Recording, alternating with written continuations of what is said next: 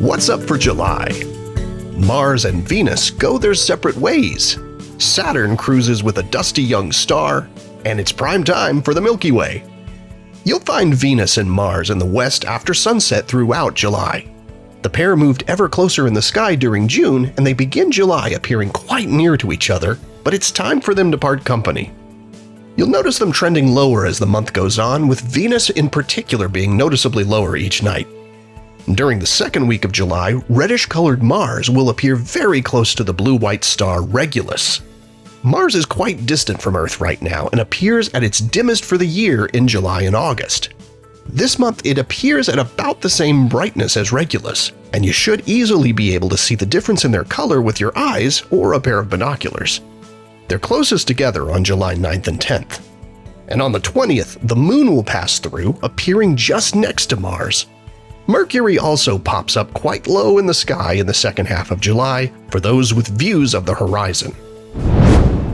During July, you'll have giant planets Jupiter and Saturn keeping you company in the late night and early morning hours.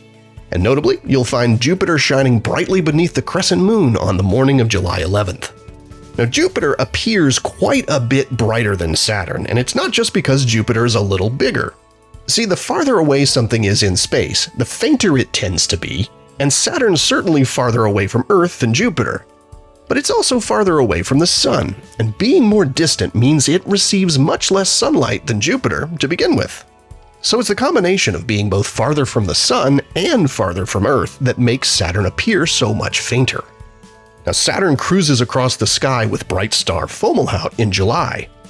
At around 440 million years old, Fomalhaut is a fairly young star. NASA's Webb Space Telescope recently revealed new details in the dusty debris disk that surrounds it.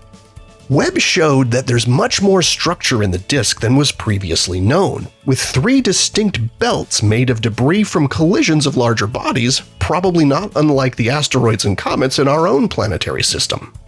And researchers think the belts most likely are carved by the gravitational forces produced by unseen planets. It's a nice reminder that most stars you gaze upon represent entire planetary systems.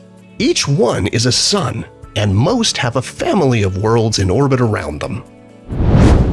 Finally, a reminder that July is prime time for viewing the bright core of our home galaxy, the Milky Way.